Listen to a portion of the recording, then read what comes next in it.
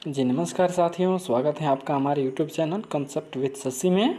तो आइए आज के इस वीडियो में हम हिंदी का एक संपूर्ण नोट्स लेके आए हुए हैं, जो कि खुद से हमने बनाए हुए हैं। ये पढ़ने के बाद जो एक कंसेप्ट बना है, एक जो निचोड़ निकला हुआ है, उसका एक वीडियो हमने बनाया हुआ है, जो कि बिहार फॉरेस्ट गार्ड के लिए या फायरमैन के लिए या कांस्टेबल के लिए या अन्य वैसे भी एग्ज़ाम जिसमें कि हिंदी व्याकरण से प्रश्न आते हैं, वो आसानी से हल हो जाएंगे। तो आइए हम वीडियो को शुरू करते हैं। तो सबसे पहले जो हमारा टॉपिक है उसका नाम है उपसर्ग तथा प्रत्यय। यानी कि जो सबसे पहले कई बार उपसर्ग तथा प्रत्यय से भी सवाल देखने को मिल जाता है, तो हम यहाँ देख सकते हैं उपसर्ग तथा प्रत्यय का।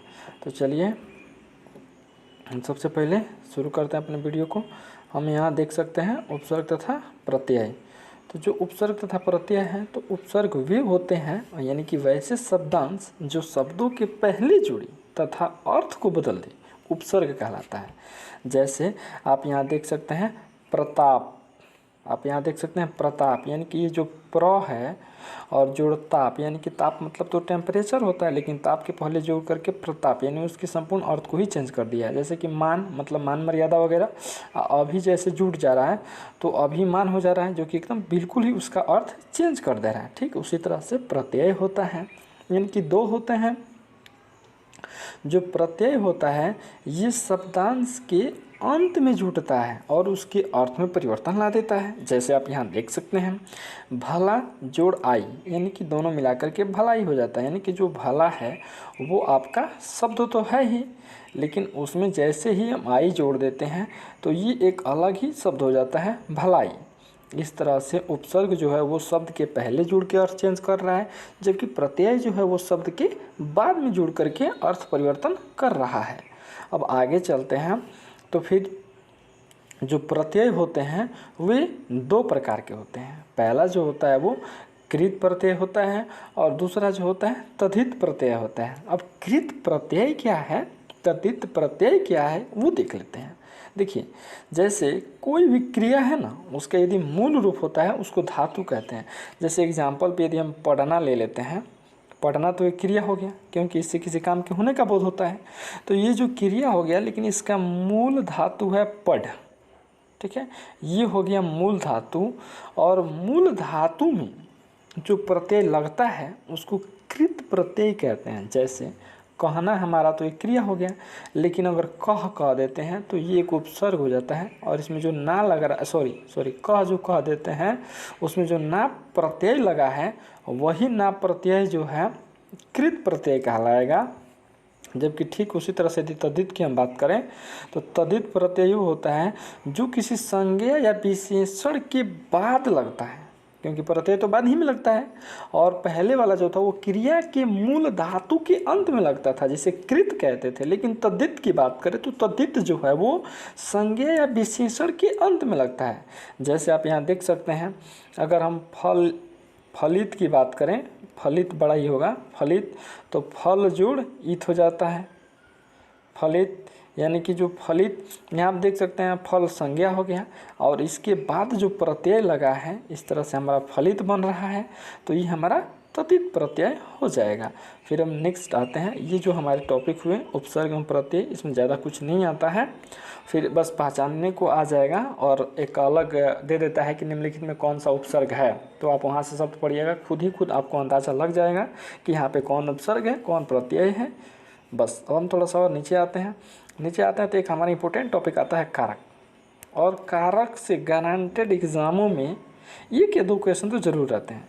फिर हम कारक को ही समझ लेते हैं। तो कारक जो है संज्ञा या सर्वनाम के जिस रूप से वाक्य के अन्य शब्दों के साथ उसका संबंध सूचित हो, कारक कहलाता है।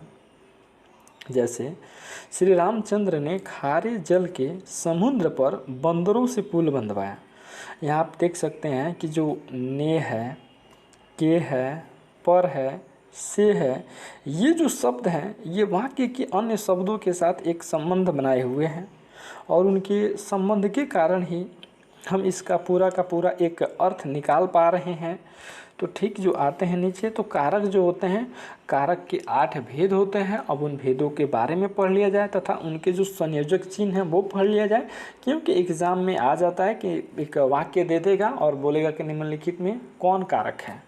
तो यदि हम कारक और उनकी विभक्ति चिन्हों को याद रखेंगे तो ऐसे प्रश्नों को हल आसानी से कर सकते हैं।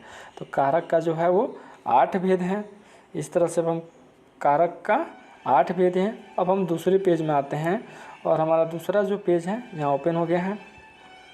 फिर यहाँ देख सकते हैं, हाँ, कारक का जो चिन्ह है वो है कर्ता ने कर्म को करण से संप्रदान को के लिए आपादान से संबंध का के की अधिकरण में पर संबोधन अजी ओह अरे हे इत्यादि। अब यहाँ 2 चीज़ देखते हैं, एक से यहाँ करण के लिए भी है और एक से आपादान के लिए भी है। तो एक चीज़ यहाँ आप ध्यान रखेंगे, जो करण है वो उसमें जो का सी है से उसका प्रयोग संयोग के लिए होता है।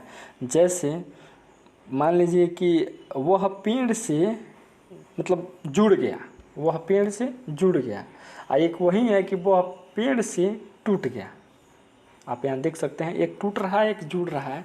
तो वही यानी कि जहाँ संयोग होगा वहाँ करण होगा और जहाँ वियोग होगा वहाँ आपादान होगा। इस तरह से संयोग और वियोग के लिए आप देख सकते हैं।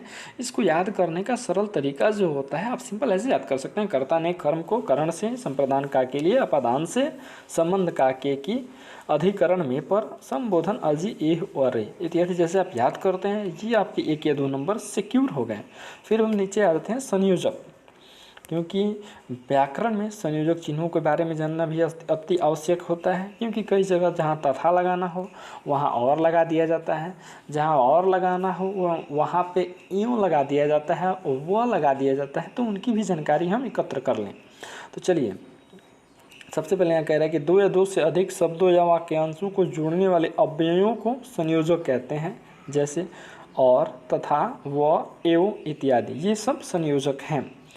उसके बाद से और का प्रयोग हम कहाँ करेंगे, तो जो और है समान कार्य करने वाली संज्ञाओं को यदि जोड़ना हो तो वहाँ पे और का प्रयोग किया जाता है। जैसे हरि और मोहन जाते हैं, यहाँ हरि और मोहन दोनों के सेम हो गए, संज्ञा है और दोनों जा रहे हैं, तो इसलिए यहाँ पे और का प्रयोग किया जाएगा।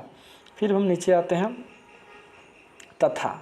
तो जो तथा है, तथा का प्रयोग 2 या 2 से अधिक भिन्न संज्ञाओं को जोड़ने में किया जाता है। जैसे वे इतिहास तथा भूगोल दोनों के ज्ञाता हैं। आप यहाँ देख सकते हैं, दोनों भले सब्जेक्ट हैं लेकिन अलग अलग चीज़ें, और उनको यदि जोड़ना हो तो वहाँ पे तथा का प्रयोग किया जाता है। रही बात एवं की, तो जो एवं का प्रयोग है यह 2 समान धर्म वाली संज्ञाओं को जोड़ता है। जैसे सत्य एवं अहिंसा सबसे बड़ा धर्म है। आप यहाँ देख सकते हैं, सत्य एवं अहिंसा जो है सबसे बड़ा धर्म है। इस तरह से, और जो वह है, वह जो है यह 2 विपरीत गुण वाली संज्ञाओं को जोड़ता है। जैसे नौकर व मालिका दोनों साथ आए। इस वाक्य में आप देख सकते हैं कि नौकर व मालिक, देखिए वह तो बीच में लगा है लेकिन ये दोनों विपरीत है। एक नौकर है तो उनका विपरीत उल्टा मालिक होता है, दोनों साथ हैं। इस तरह से और भी कई संयोजक चिन्ह होते हैं हिंदी व्याकरण में, लेकिन उनका मुख्य कार्य होता है वाक्यों को जोड़ना, इसलिए उनकी भी थोड़ा सा डिटेल्स पढ़ लेते हैं। नीचे आते हैं, देखते हैं यहाँ पे हिंदी के कुछ अन्य संयोजक भी हैं, कि, इसलिए, अतः, ताकि, लेकिन इनका मुख्य काम जो है वाक्यांशों को जोड़ना है। इस तरह से अब हमारे जो संयोजक चिन्ह हैं वो कंप्लीट होते हैं, संयोजक चिन्ह हमारे कंप्लीट होते हैं। फिर हम अगला आ जाते हैं वाक्य विचार। ये काफ़ी महत्वपूर्ण हो जाता है, वाक्य विचार भी देख लेते हैं। वाक्य किसे कहते हैं, क्योंकि वाक्य विचार में कई प्रकार के ऐसे सवाल देखने को मिलते हैं कि निम्नलिखित में विधेय कौन सा है, उद्देश्य क्या है, या साधारण वाक्य है, संयुक्त वाक्य है, मिश्र वाक्य है। कई बार ऐसे प्रश्न आ जाते हैं और बहुत इंपॉर्टेंट ही हैं, तो फिर उनको देख लेते हैं। तो चलिए, सबसे पहले जो है मेरा वाक्य विचार है। सबसे पहले सार्थक शब्दों का वह समूह जिससे वक्ता श्रोता तक अपनी बातों को, अपनी भावों को पहुंचा सके, वाक्य कहलाता है। ठीक, और जो वाक्य के 2 अंग होते हैं, वाक्य के 2 अंग होते हैं। एक पहला होता है उद्देश्य और दूसरा होता है विधेय। पहला होता है उद्देश्य और दूसरा होता है विधेय। उद्देश्य ये होता है कि जिसके बारे में कुछ कहा जाए, वाक्य में जिसके बारे में कुछ कहा जाए उसे उद्देश्य कहते हैं, और उद्देश्य के अलावा जो कुछ और रहता है वो विधेय कहलाता है। जैसे एक एग्जाम्पल के तौर पे हम ले लेते हैं, सुरेश पुस्तक पढ़ता है।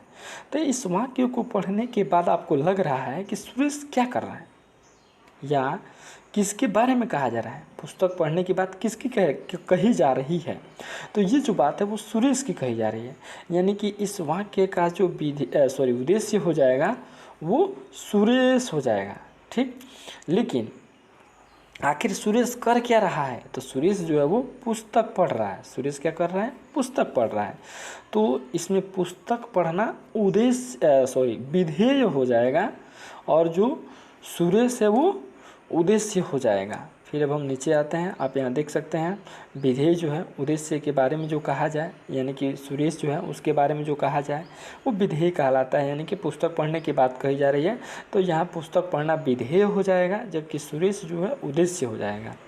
उसके बाद से अब वाक्य के प्रकार को देख लेते हैं। तो वाक्य 3 प्रकार के होते हैं। वाक्य 3 प्रकार के होते हैं। पहला जो है वो साधारण वाक्य है, दूसरा जो है साधारण वाक्य है, दूसरा जो है मिश्र वाक्य है, तीसरा की यदि हम तीसरा की बात करें तो वो संयुक्त वाक्य है। अब इनकी डिटेल्स थोड़ी थोड़ी जान लेते हैं। सबसे पहले नीचे आते हैं। देखिए, यदि किसी वाक्य में एक उद्देश्य और एक विधेय हो, अगर किसी वाक्य में एक उद्देश्य हो एक विधेय हो तो वो साधारण वाक्य कहलाता है। जैसे आप देख सकते हैं बिजली चमकती है, सिंपल वाक्य है। इस वाक्य में एक ही उद्देश्य है, यानी क्या चमकती है, तो बिजली, और बिजली की जो और विशेषताएं हैं वो चमकना बता रहा है, इसलिए इसमें एक विधेय और एक उद्देश्य हो गया, तो ये साधारण वाक्य हो जाएगा। लेकिन वहीं पे अगर मिश्र वाक्य की बात करें तो एक या एक से अधिक साधारण वाक्य जिस पर एक अन्य वाक्य आश्रित हो, जैसे आप यहाँ देख सकते हैं एग्जाम्पल में, बिजली चमकती है तो मुझे डर लगता है। यहाँ आप देख सकते हैं कि सबसे पहले साधारण वाक्य तो ये था कि बिजली चमकती है, लेकिन इसी पर ये आश्रित है, अगर चमकती है तो मुझे डर लगता है, यानी कि तो मुझे डर लगना, ये जो वाक्य है बिजली चमकती है पर आश्रित है। इसी तरह से ये जब दोनों वाक्य हो जाएंगे ये मिश्र वाक्य हो जाएंगे, ये जो हो जाएंगे मिश्र वाक्य हो जाएंगे। ठीक इसी तरह से संयुक्त वाक्य में दो या दो से अधिक साधारण या संयुक्त वाक्य जिनमें जोड़ने के लिए कोई ना कोई संयोजक चिन्ह लगा रहता है। अगर संयोजक चिन्ह उसमें लगा है तो समझिए कि वो संयुक्त वाक्य है। इसके पहले संयोजक चिन्ह हमने आपको पढ़ा दिया, जैसे तथा, और, एवं, व, ये सब इत्यादि जो थे वो संयोजक चिन्ह थे। यदि किसी वाक्य में ऐसे देखने को मिल जाता है जिसमें संयोजक चिन्ह है तो समझिए कि वो संयुक्त वाक्य है। जैसे एग्जाम्पल में आप देख सकते हैं बिजली का चमकना और बारिश का होना, बारिश का बरसना या बारिश का होना बड़ी संजोग की बात है। यहाँ आप देख सकते हैं और जो है वो इन दोनों वाक्यों को जोड़ने का काम किया है, संयोजन करने का काम किया है, और इसमें और जो है संयोजक चिन्ह का प्रयोग किया गया, इसलिए ये संयुक्त वाक्य हो जाएगा। इस तरह से आप साधारण वाक्य, मिश्र वाक्य और संयुक्त वाक्य तीनों के बारे में जानकारी इकट्ठा हो गया। यदि प्रश्न आते हैं कि निम्नलिखित में कौन संयुक्त वाक्य है या मिश्र वाक्य है या जो भी साधारण वाक्य हैं, तो ऐसे प्रश्नों को आप आसानी से बना सकेंगे। फिर हम नेक्स्ट आते हैं। नेक्स्ट आने के बाद अर्थ के आधार पे कई बार ऐसे भी पूछ लिए जाते हैं कि निम्नलिखित में कौन सा वाक्य है, या कोई वाक्य दे दिया जाएगा, नीचे 4 ऑप्शन दे दिए जाएंगे कि वो ऊपर वाला उपरोक्त वाक्य किस प्रकार का है। तो आइए उनकी 8 जो प्रकार है उनको भी देख लेते हैं। पहला है विधिवाचक। तो विधिवाचक जो है आप देख सकते हैं, विधिवाचक जो है देख सकते हैं विधिवाचक। तो विधिवाचक में मैं खा चुका हूँ, एक विधि है कि हाँ मैं खा चुका हूँ। निषेधवाचक मैं आज नहीं पढ़ूंगा, जिसमें मना किया गया हो। आज्ञावाचक तुम जाओ। प्रश्नवाचक क्या तुम पढ़ रहे थे। उसके बाद से विस्मयावादी वाचक यानी कि ओह यह पीट ही गया, जिसमें कि विस्मय हो। फिर हम आते हैं संदेहवाचक, हाँ उसने ऐसा कहा होगा। संकेतवाचक यदि तुम चलो तो मैं आऊँ, यहाँ पे संकेत की बात की जा रही है। इच्छावाचक यानी कि तुम अपने काम में सफल रहो, ये मेरी इच्छा है।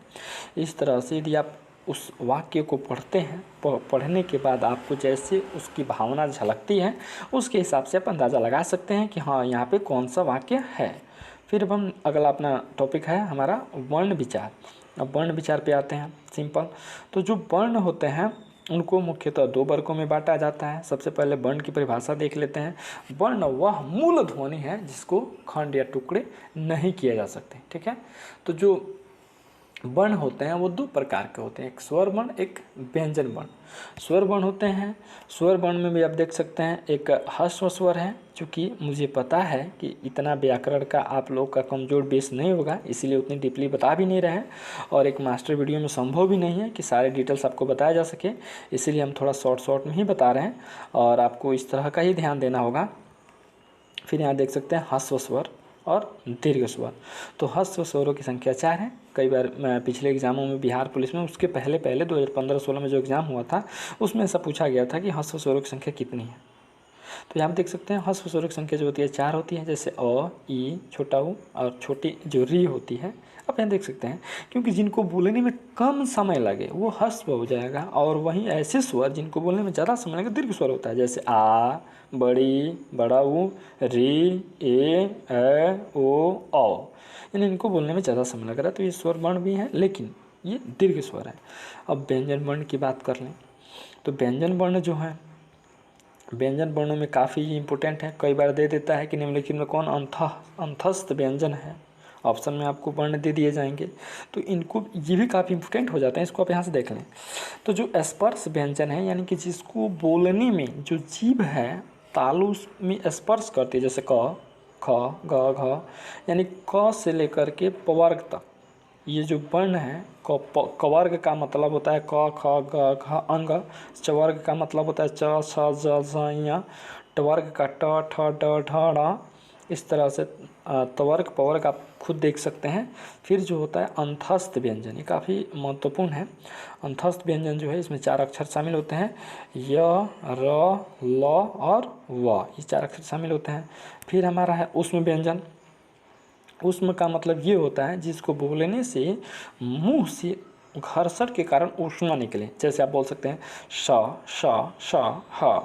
भले तलावी सा, मूर्धन्य सा, दंत सा है लेकिन पढ़ते तो सही हैं, इसलिए जैसे बोल रहे हैं आप श, श, श, श।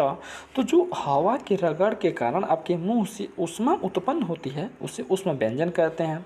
उसके बाद संयुक्त व्यंजन आता है, जैसे क और श को मिलाने के बाद छ बनता है। फिर त और र को मिलाने से त्र बनता है। श और र को मिलाने से श्र बनता है, और ज और ज्ञ को मिलाने से ज्ञ बनता है। इस तरह से जो 4 होते हैं वो संयुक्त व्यंजन है। कई बार ये भी एग्जाम में पूछा गया है। इस तरह से आप देख सकते हैं। फिर हमारा अगला हो जाता है, अगला हम जैसे आते हैं अब शब्द विचार पे आते हैं, क्योंकि शब्द विचार भी पिछली बार पूछा गया था। शब्द विचार में आप देख सकते हैं आखिर शब्द कहते किसे हैं, शब्द जो है किसे कहते हैं, सबसे पहले ये समझते हैं। तो जो शब्द है एक या अधिक ध्वनियों का सार्थक समूह जो प्रयोग की दृष्टि से स्वतंत्र हो तथा उसका कोई न कोई एक शाब्दिक अर्थ निकलता हो, तब जाकर के वो शब्द कहलाएगा। ठीक है, जैसे शब्द में आप कोई भी ले सकते हैं, रहना, खाना, पीना, चलना, कोई भी शब्द है, आम, अचार, जो कुछ भी आप कह लीजिए। फिर आते हैं शब्दों के 4 आधार पर बांटा जाता है। सबसे पहला है अर्थ के आधार पे, यानी कि शब्दों के जो अर्थ होते हैं उनके आधार पे शब्द जो होते हैं वो 2 प्रकार के होते हैं। पहला होता है सार्थक और दूसरा होता है निरर्थक। सार्थक अर्थ होता है जिसका कोई अर्थ निकले, जैसे अगर हम लोटा कह रहे हैं तो लोटा का मतलब निकलता है कि हाँ एक कोई वस्तु है जिससे पानी पिया जाता है। अगर वहीं हम कुछ ऐसे शब्द लिख दें जैसे कोना, जैसे नहीं कोना तो एक शब्द हो जाता है, जैसे कुटकू कुटकू कर दें, कुटकू, ये भी तो एक शब्द हो गया लेकिन इसका कोई अर्थ नहीं निकल रहा है। तो इस तरह के जो शब्द होते हैं इनको एक तो शब्द में नहीं रखा जाएगा, और ऐसे शब्द अगर बनते भी हैं तो उनको निरर्थक कहा जाता है, यानी इसका कोई अर्थ नहीं है।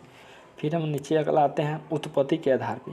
तो जो शब्दों की उत्पत्ति के आधार पे उनके 4 भेद होते हैं। पहला है तत्सम, तद्भव, देशज, विदेशज। यहाँ आप देख सकते हैं जो तत्सम है वो संस्कृत का जो मूल शब्द है उसको तत्सम कहा जाता है, जैसे कि आम का आम्रम हो जाएगा, ये शुद्ध संस्कृत शब्द है।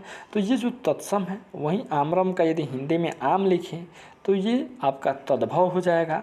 देशज की बात करें तो वह शब्द जो कि अपने देश में बने हैं, जैसे लोटा, धोती, ये जो शब्द है वो हमारे प्रॉपर देसी शब्द हैं, इनको देशज कहा जाता है। विदेशज, जैसे विदेशज में हॉस्पिटल आ गया, इंग्लैंड से आया हुआ है, इंडिया का अपना कोई शब्द नहीं है। उसके बाद से अदालत, ये फारसी शब्द है। तो इस तरह से आप देख सकते हैं। फिर हम नीचे आते हैं रचना के आधार पे, यानी कि शब्दों का जो रचना है, रचना के आधार पे शब्द 3 प्रकार के होते हैं। ये बहुत इंपॉर्टेंट हो जाता है, इसको आप याद रखिएगा कि अर्थ के आधार पे कितने हुए, उत्पत्ति के आधार पे कितने हुए, रचना के आधार पे कितने हुए, प्रयोग के आधार पे कितने हुए, और सबके बारे में थोड़ी थोड़ी जानकारी रखना होगा। इस तरह से रचना पे आते हैं। रचना में आप देख सकते हैं पहला है रूढ़, यौगिक, यौग रूढ़। तो रूढ़ शब्द वे होते हैं जिनको अगर खंड किया जाए तो कोई अर्थ नहीं निकले। जैसे अगर लोटा ही ले लेते हैं तो लो और टा, तो लोटा में आप देख सकते हैं कोई अर्थ नहीं निकल रहा है। यौगिक की बात करें, और यौगिक में यदि हम रेलगाड़ी ले लेते हैं, यौगिक में माना कि एक शब्द हम ले लेते हैं रेलगाड़ी, दोनों को अलग करने पर रेल और जोड़ गाड़ी हो जाता है। ये तो दोनों के दोनों शब्द हो गए, ये यौगिक हो जाएंगे। लेकिन यदि हम यौगरूढ़ की बात करें तो वे शब्द जो होते हैं एक कोई तीसरे अर्थ में निरूपित करते हैं। जैसे अगर हम पीताम्बर की बात करें, अगर हम पीताम्बर की बात करें, यानी पीत है अंबर जिसका, अगर हम पीताम्बर की बात करें, दशानन की बात करें, तो ये ऐसे शब्द जो होते हैं ये यौगरूढ़ कहलाते हैं। इनका कोई एक अलग और स्वतंत्र अर्थ होता है, ये यौगरूढ़ हो जाएंगे। फिर अब हम आते हैं प्रयोग के आधार पे। प्रयोग के आधार पे विकारी और अविकारी। विकारी शब्द जो होते हैं इनका जो रूप होता है वचन, लिंग, कारक इत्यादि के अनुसार बदलता है, जबकि अविकारी शब्द वे होते हैं जिनका ऐसा नहीं बदलता है।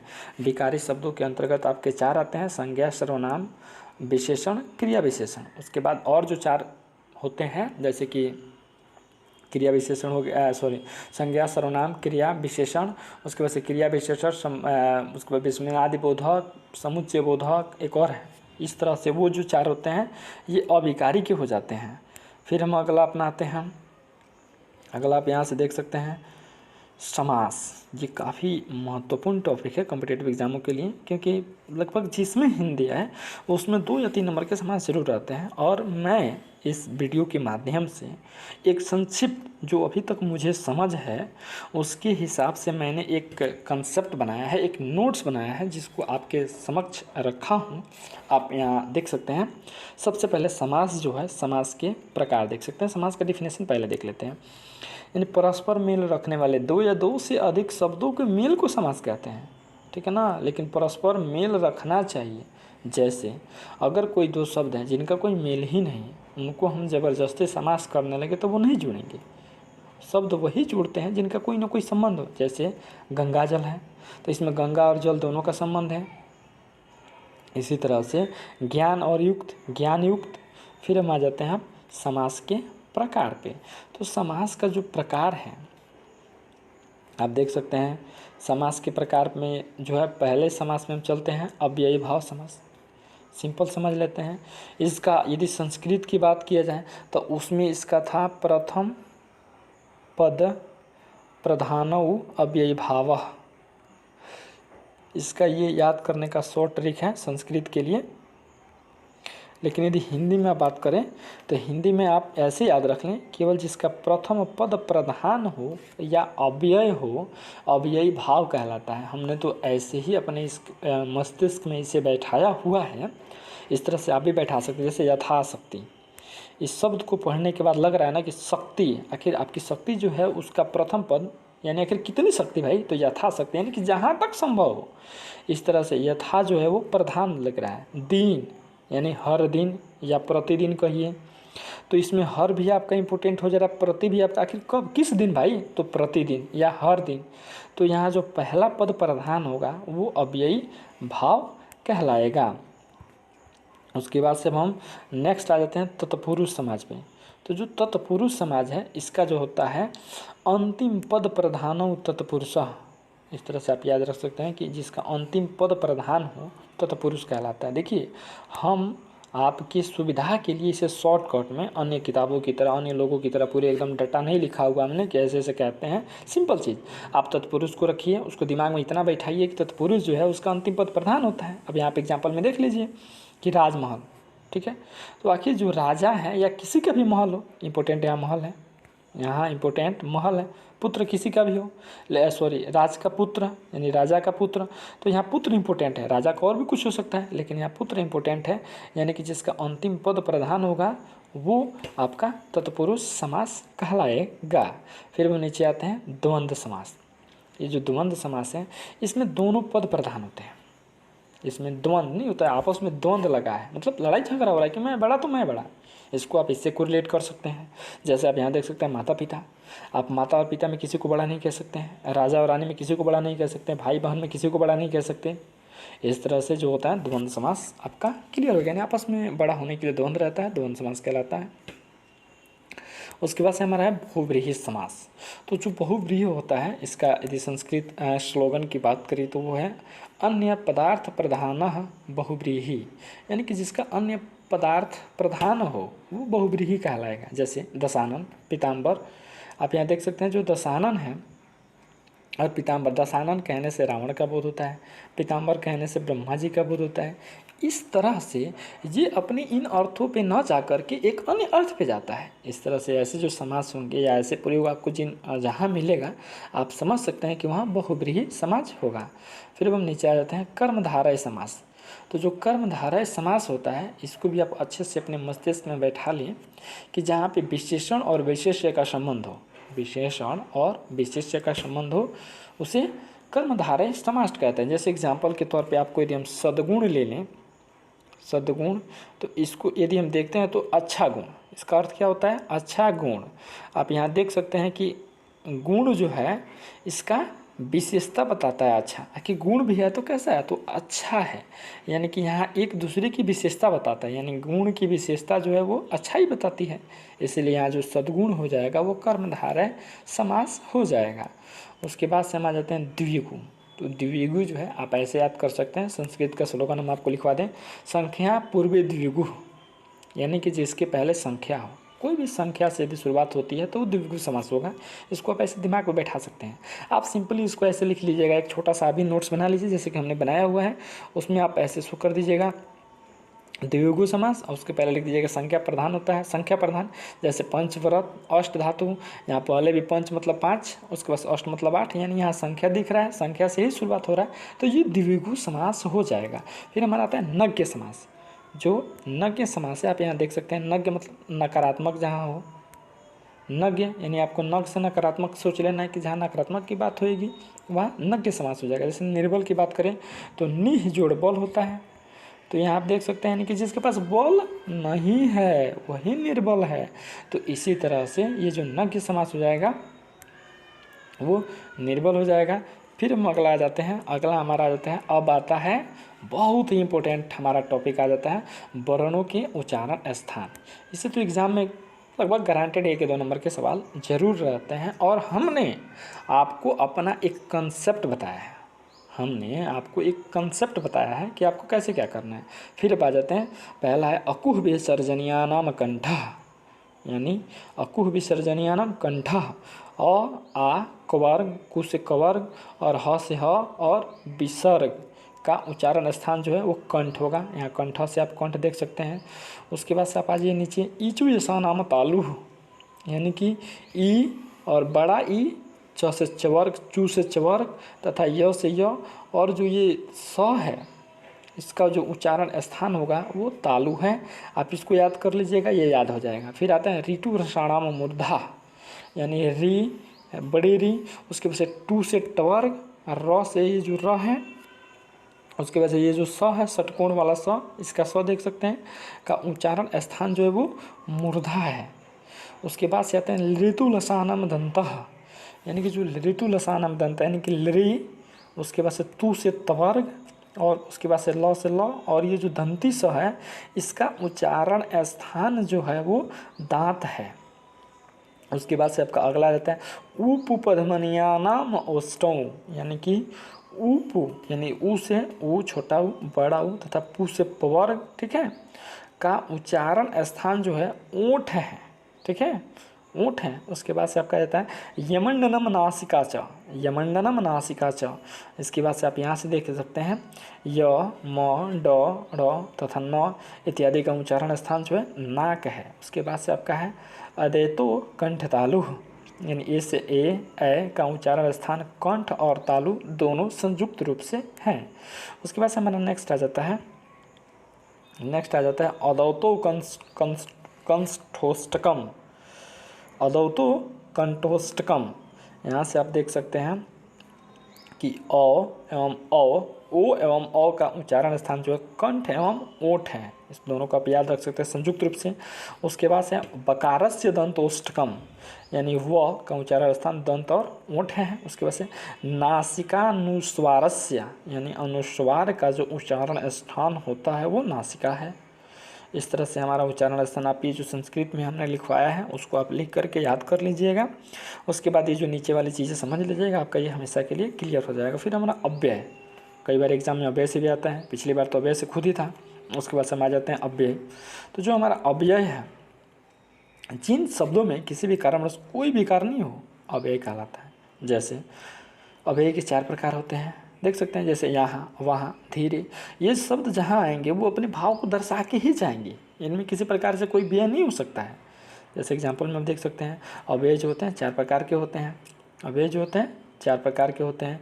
क्रिया विशेषण अव्यय, जैसे यहाँ, वहाँ, धीरे, जल्दी, ये जो क्रिया को बताते हैं। जैसे मैं खाना खा रहा हूँ तो जल्दी खाना, ये क्रिया की विशेषता बताए हैं।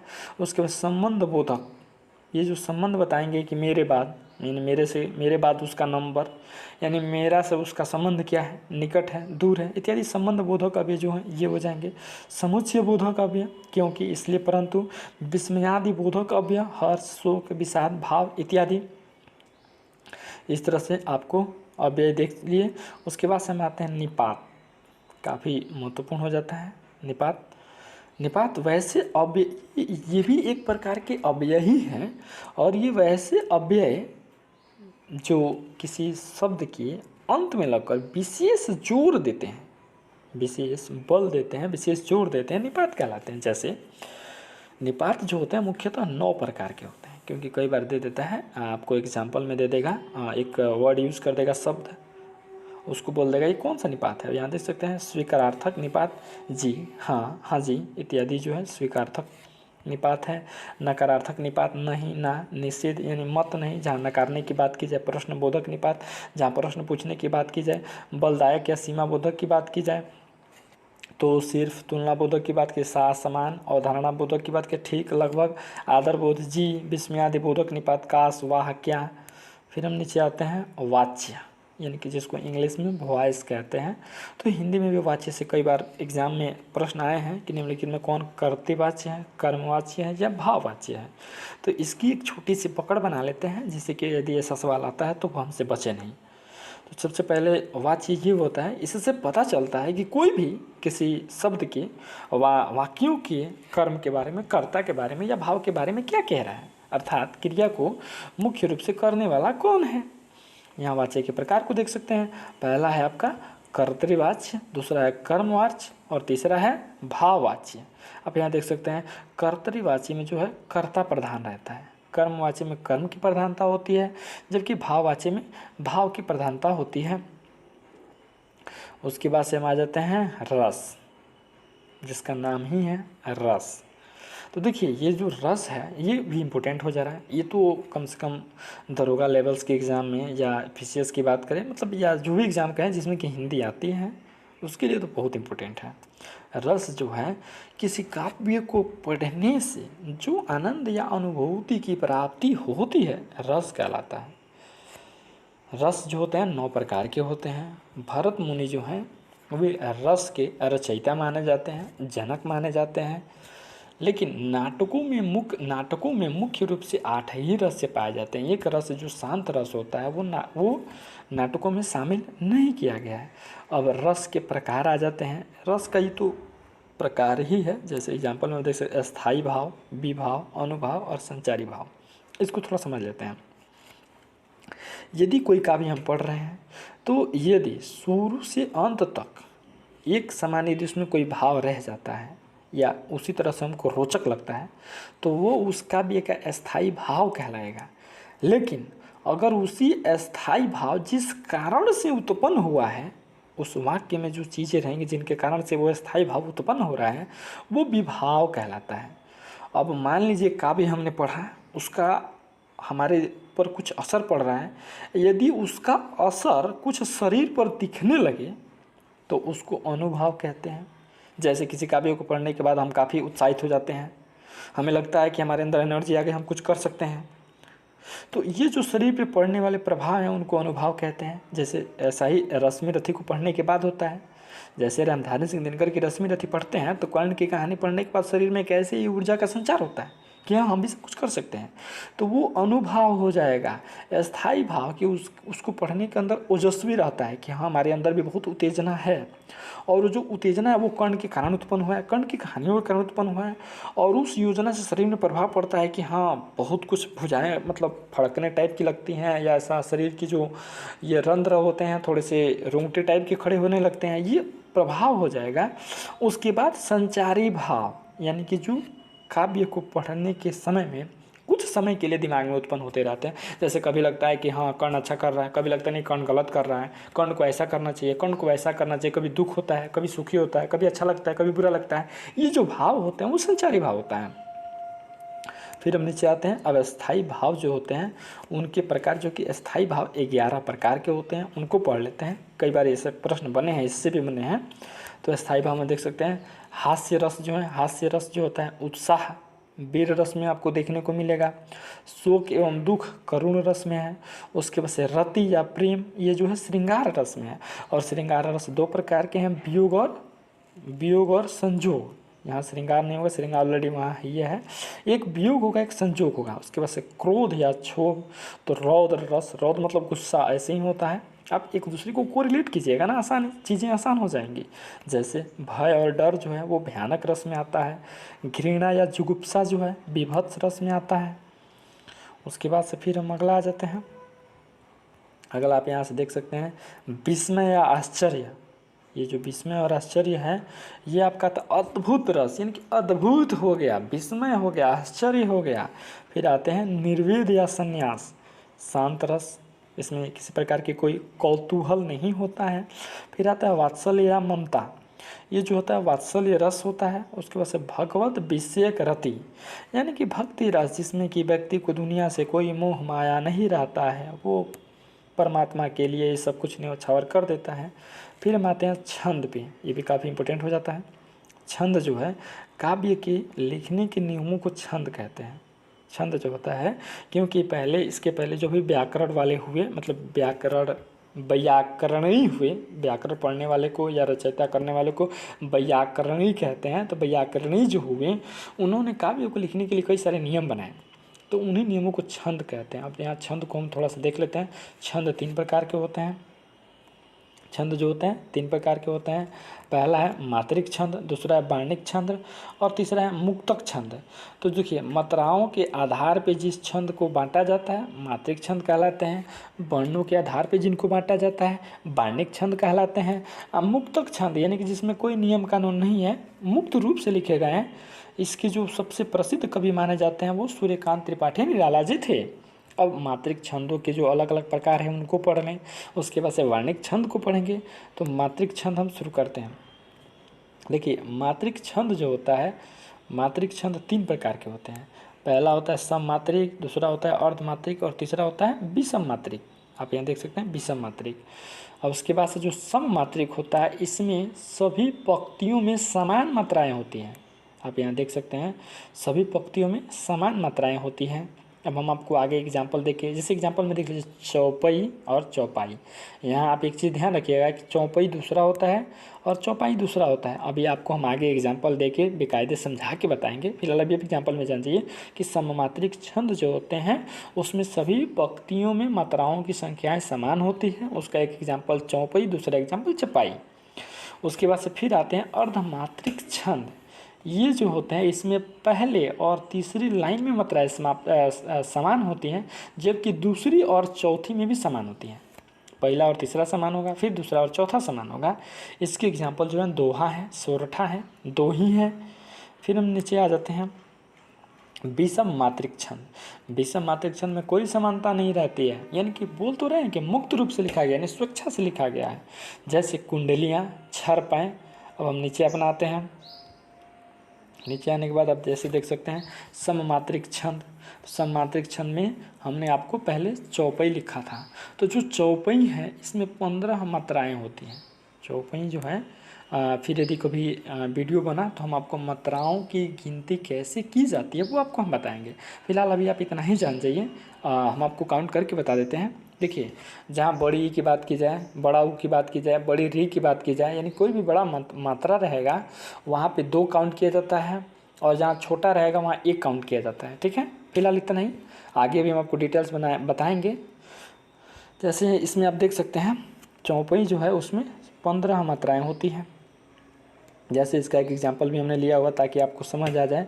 पड़ी अचानक नदी अपार, घोड़ा कैसे उतरे पार, राणा ने सोचा इस पार, तब तक चेतक था उस पार। अब इस बात से हम आपको थोड़ा सा दिखा दें, समझा दें कैसे काउंट की जाती है मात्राओं की संख्या।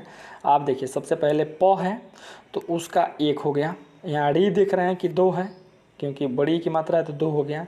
और आप देख सकते हैं 1 हो गया, क्योंकि यहाँ पे चा देख सकते हैं आ की मात्रा यहाँ 2 हो गया। फिर यहाँ 9 है तो 1 हो गया, क है तो 1 हो गया, 9 है तो 1 हो गया, दी है तो 2 हो गया, फिर ओ है तो 1 हो गया, पा है तो 2 हो गया, 1 हो गया। आप काउंट कर सकते हैं 1 2 3 2 5 1 6 7 8 9 10 11 11 2 13 1 14। एक इधर उधर गड़बड़। फिर काउंट करते हैं 2 2 4 1 5 5 3 8 8 और 3 11 11 1 12 2 14 1 15। आप देख सकते हैं यहाँ 15 मात्राएं हो गई। ठीक इसी तरह से यहाँ भी काउंट कर लेते हैं। जैसे 1 2, ब का भी 1 ही होगा, त का भी 1 होगा, क का भी 1 होगा। चे जो है इसका आप देख सकते हैं 2 लेते हैं, इसके बाद 1 लेते हैं, 1 लेते हैं, फिर 2 लेते हैं, 1 लेते हैं, 1 लेते हैं, 2 लेते हैं, 1 लेते हैं। काउंट करते हैं 1 2 3 4 2 6 2 8 2 10 2 12 2 14 1 15। काउंट हो गया। यहाँ देख सकते हैं 1 2 3 4, 4 के बाद से 2 6 7 8 8 2 10 11 12 2 14 1 15। यानी कि इस तरह से आप देख सकते हैं इसमें प्रत्येक पंक्तियों में जो मात्राओं की संख्या है वो 15 15 है। आप काउंट कर लीजिए, घोड़ा में भी काउंट कर लीजिएगा, राणा ने सोचा इस बार, इसमें भी काउंट कर लीजिएगा। जैसे 2 2 4 4 2 6 2 8 2 10 2 12 2 14 1 15 15 इसमें भी हो गया। इस तरह से जो चौपाई होती हैं, क्योंकि एग्जाम में ऐसे प्रश्न मिलते हैं कि निम्नलिखित में किसमें 15 मात्राएं होती हैं। अब आपको एग्जाम्पल ऑप्शंस में चौपाई दे देगा, चौपाई दे देगा, गीतिका दे देगा, हरी गीतिका दे देगा, तो लड़के कन्फ्यूज हो जाते हैं। इसके लिए यदि हम इसको शॉर्ट में, जैसे कि हमने बताया ना कि हमने एक शॉर्ट नोट्स केवल बनाया है, तो आप सबसे पहले ऐसे लिख सकते हैं कि चौपाई में 15 मात्राएं आप लिख सकते हैं। 15 मात्रा लिखने के बाद से एग्जाम्पल दे दिया ताकि आपको समझ आए। आप एग्जाम्पल नहीं लिख सकते हैं या लिख भी सकते हैं। फिर नीचे आते हैं चौपाई। ये जो चौपाई है इसमें प्रत्येक पंक्ति में 16 मात्राएं होती हैं। आप यहाँ देख सकते हैं प्रत्येक पंक्ति में 16 मात्राएं होती हैं। अब हम आपको एक काउंट करके भी बता देते हैं। जैसे मंगल है 2 हो जाएगा, 1 हो जाएगा, 1 हो जाएगा, 1 1 1 हो जाएगा, 1 हो जाएगा, 2 हो जाएगा, 1 1, उसके बाद 2 2।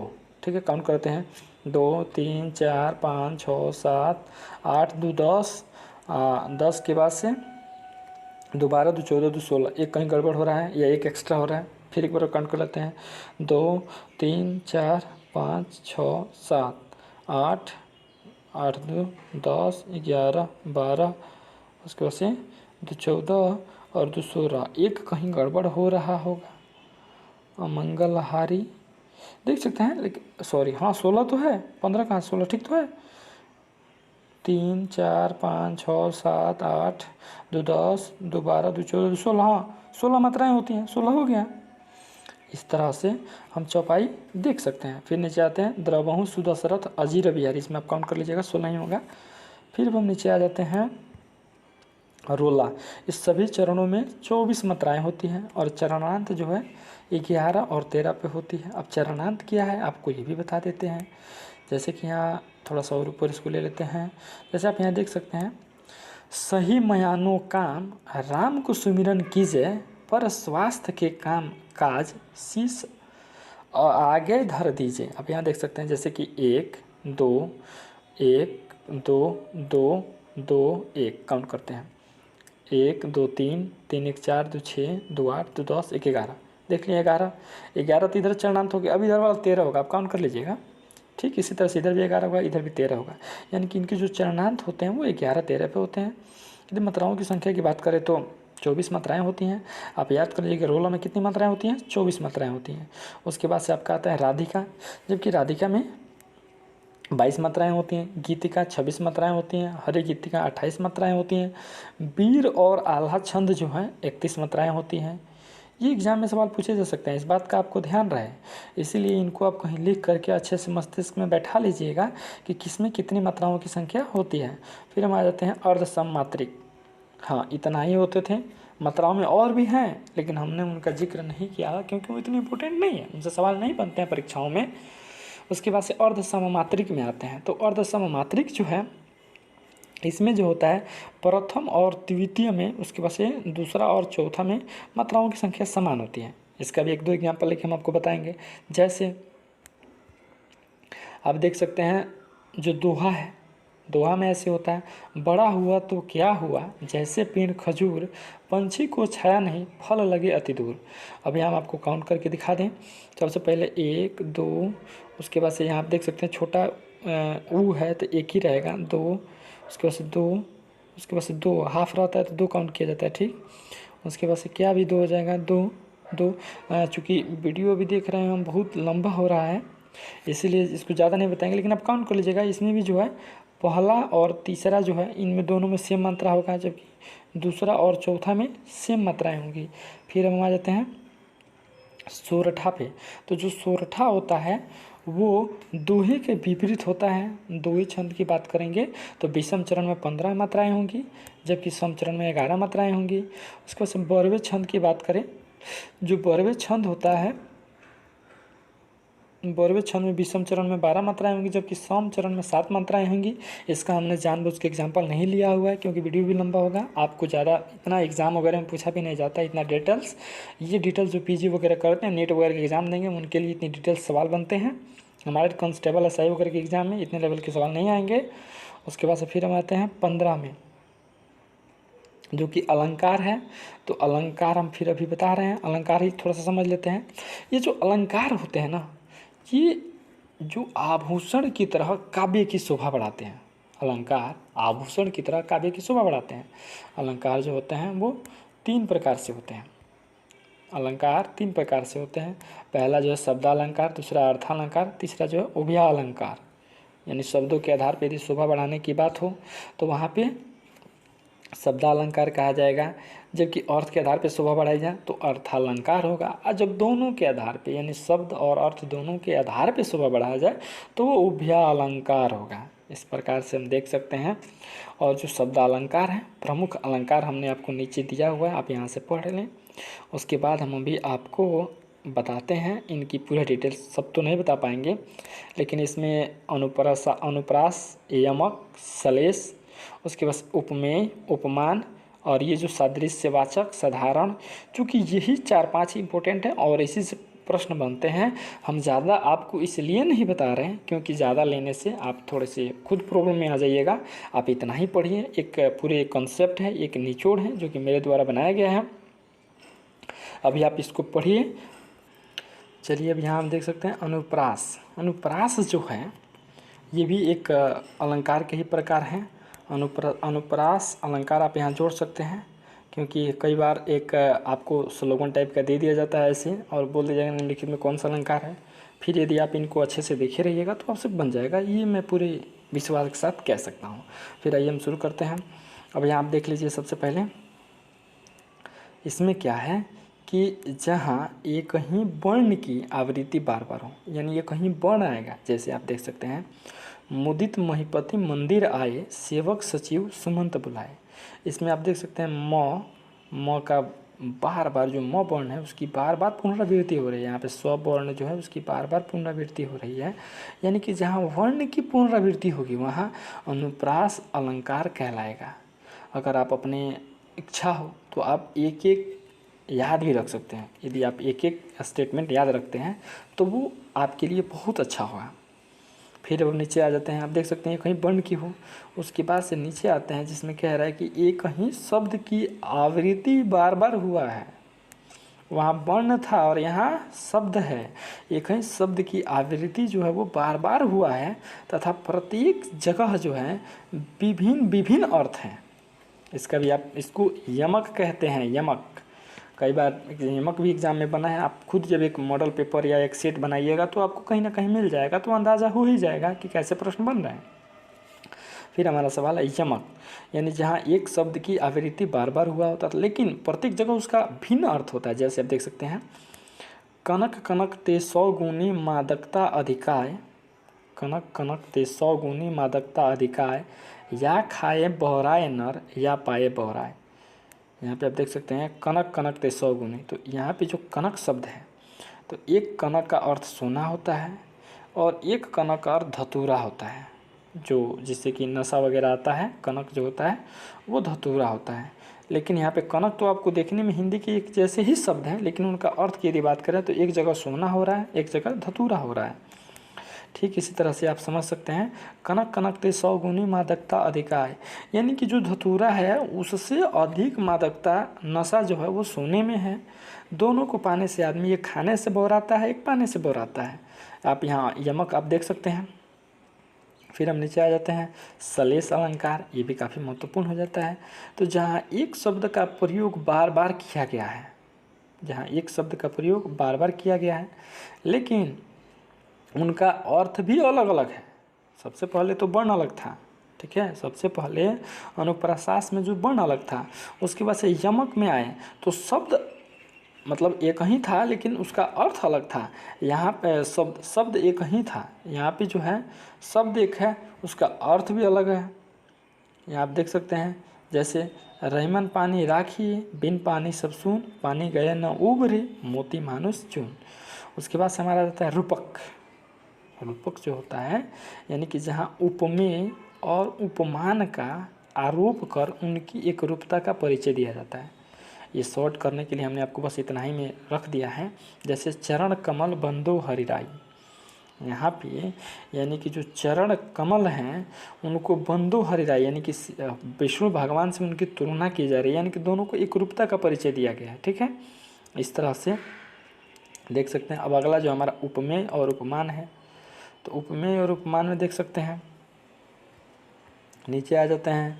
उपमेय जो होता है जिसे व्यक्ति या वस्तु की तुलना की जाती है उपमेय कहलाता है, यानी कि जिस व्यक्ति या वस्तु की तुलना किया जाएगा उपमेय कहलाएगा। जैसे आप यहाँ पर चंद्रमा सा सुंदर मुख है, आप इस सेंटेंस में इस वाक्य में देख सकते हैं किसकी तुलना की गई है, मुख की तुलना की गई है, यानी कि जो मुंह होता है उसकी तुलना की गई है। और हमेशा इसकी जो प्रकृति होती है ना, उपमेय की प्रकृति जो होती है वो तुच्छ होती है, छोटी होती है, और वहीं उपमान की बड़ी होती है। जैसे इस वाक्य में बात करें, एग्जाम्पल भी समझ लेते हैं, उसके बाद आपको हम परिभाषा समझाएंगे। सबसे पहले आप समझ लीजिए, इसके लिए नीचे ही आ जाते हैं। जैसे यहाँ एग्जाम्पल में आप देख लीजिए, चंद्रमा सा सुंदर मुख है। इसमें आपको दिख रहा है कि उपमेय यानी कि मुख की तुलना की गई है, किससे की गई है, चंद्रमा से की गई है। यहाँ आपको देखने में लग रहा है कि चंद्रमा सुंदर है, बड़ा है, यानी कि जो उपमान होता है ये हमेशा बड़ा होता है, उपमेय जो होता है वो छोटा होता है। ठीक है, उपमेय जो होता है तुच्छ होता है और ये जो होता है महान होता है। उसके बाद से सा जो है यानी कि जिस शब्द के माध्यम से दोनों के बीच तुलना की जाती है उसे सदृश्यवाचक कहते हैं। और सुंदर है जिन कारणवश, आखिर कौन सी वो गुण है जिसके लिए तुलना की जा रही है, तो जो सुंदरता है वो साधारण धर्म हो जाएगा। फिर अब नीचे आ जाते हैं, देख सकते उपमान जिसमें व्यक्ति या वस्तु की तुलना की जाती है उपमान कहलाता है। इसकी प्रकृति हमेशा महान होती है। उसके बाद सदृश्यवाचक यानी कि जिसमें तुलना की जाती है, जिस शब्द से तुलना की जाती है, जैसे सा, समान, जैसे इत्यादि शब्द हो गए जिनसे की तुलना की जा रही है। साधारण धर्म, आखिर उस वाक्य में ऐसी कौन सी विशेषताएं हैं जिसके लिए तुलना की जा रही है, ये जो होगा वो साधारण धर्म बताएगा। यदि आप इन चीज़ों को अपने मस्तिष्क में रख लेते हैं तो उम्मीद है कि आपसे ऐसे सभी सवाल बन जाएंगे। अब एक और हमारा इंपॉर्टेंट आता है संधि, जो कि काफ़ी महत्वपूर्ण सवाल हो जाते हैं, संधि से बनते हैं। तो संधि के लिए भी फिर हम देख लेते हैं। संधि के लिए आप यहाँ से देख सकते हैं, जो संधि होता है दो वर्णों के मिलने से जो विकार उत्पन्न होता है उसको संधि विच्छेद कहते हैं, और उनको पुनः यदि जोड़ दिया जाए तो उसे संधि कहते हैं। जैसे अब जो संधि होता है वो 3 प्रकार का होता है, स्वर संधि, व्यंजन संधि और विसर्ग संधि। अब विसर्ग में आपको देख लेना है कि जिसमें विसर्ग हो, जैसे एग्जाम्पल में आप निर्वेद को ले सकते हैं, निह जोड़ वेद, यहाँ पे विसर्ग की बात आती है तो वो विसर्ग संधि हो जाएगा। यानी जिस संधि विच्छेद में संधि में विसर्ग की बात आ गया उसको आप अलग कर दीजिएगा, वो विसर्ग हो जाएगा। रह गया व्यंजन संधि, तो जिसमें व्यंजन वर्णों का व्यंजन के साथ या स्वर के साथ संधि, वो व्यंजन संधि कहलाएगा। जिसमें एक तो व्यंजन वर्ण होना चाहिए और दूसरा चाहे व्यंजन हो चाहे स्वर, यदि दोनों जोड़ते हैं तो वो हो जाएगा व्यंजन संधि। स्वर संधि की बात करें तो जब स्वरों का स्वरों के साथ मिलोगे, यानी कि इसमें स्वर स्वर ही जोड़ेंगे तो वो आपका स्वर संधि कहलाएगा। अब स्वर संधि जो होते हैं मुख्यतः 5 प्रकार के होते हैं। कई बार सबसे पहले तो सिंपल एग्जामों में वो अलग से ही दे देगा, ऊपर जो 3 ऑप्शंस हैं उसी में से ही दे देगा, जैसे कि स्वर संधि है या व्यंजन संधि है, विसर्ग संधि है। लेकिन यदि कोई डीपली वाला एग्जाम पूछ ले तो उसमें अंदर ला करके दीर्घ संधि, गुण संधि, वृद्धि संधि, यण संधि, अयादि संधि वाले ऑप्शंस दे देता है। तो उसके लिए यदि संस्कृत से हम देख लें तो संस्कृत में उसके लिए कोड आता है अकः स्वर्ण दीर्घ, ठीक है। यानी कि अब इसका यदि हम डीपली बताने लगे तो बहुत ज़्यादा समय लगेगा। आप बस एक छोटा, जैसे कि हमने नोट्स जो हमको समझ में आता है, जो हमने एक शॉर्ट तरीका बनाया हुआ है समझने के लिए, वो आपसे हम शेयर कर रहे हैं। आप यहाँ देख सकते हैं जैसे अ और अ मिलने से आ होता है, चाहे ई मिले या बड़ी ई मिले, बड़ी ई होगा, छोटा ऊ मिले या बड़ा ऊ मिले, या छोटा ऊ रहे बड़ा ऊ मिले तो बड़ा ऊ होता है। ये जो दीर्घ, यानी कि आप देख सकते हैं दीर्घ संधि में कोई भी मिलेगा, ह्रस्व मिले, 2 ह्रस्व मिले या एक ह्रस्व एक दीर्घ मिले तो दोनों मिलकर के दीर्घ हो जाएगा, तो ये दीर्घ संधि होगा। अब आप देख सकते हैं उसको संधि विच्छेद कीजिएगा, देखिएगा उसमें कौन कौन मिल रहा है। यदि व्यंजन आता है तो व्यंजन संधि हो जाएगा, विसर्ग की बात आएगी तो विसर्ग आ जाएगा। स्वर की रही बात, यदि स्वरों का स्वर के साथ हो रहा है, अगर दीर्घ हो रहा है तो वो दीर्घ संधि में आ जाएगा। फिर नीचे आते हैं वृद्धि संधि। वृद्धि संधि में यानी अ और ए आता है तो ए हो जाएगा, अ और ओ आता है तो अ हो जाएगा। एग्जाम्पल में आप देख सकते हैं एक एक। अब आप यहाँ देख सकते हैं कि एक तो एक स्वर है, लेकिन एक स्वर है, एक व्यंजन है, तो एक एक जो है वृद्धि संधि में हो जाएगा। उसके बाद से फिर हम अगला जो हमारा एक दीर्घ संधि, वृद्धि संधि, यण और अयादि बचा है, जिसका PDF अभी है लेकिन इसमें नहीं आ पाया है। हम आपको अगली वीडियो में उसको प्रोवाइड कर देंगे। तब तक के लिए धन्यवाद। आप इस वीडियो को देखिए, समझिए, और यदि अच्छा लगता है तो कमेंट करके हमें बताएं ज़रूर, और चैनल को सब्सक्राइब करें ताकि फिर ऐसा ही वीडियो हम आपके लिए लाएं। धन्यवाद।